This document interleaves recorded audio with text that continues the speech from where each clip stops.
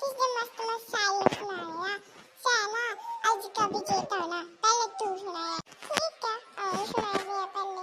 हाँ, अब सुन।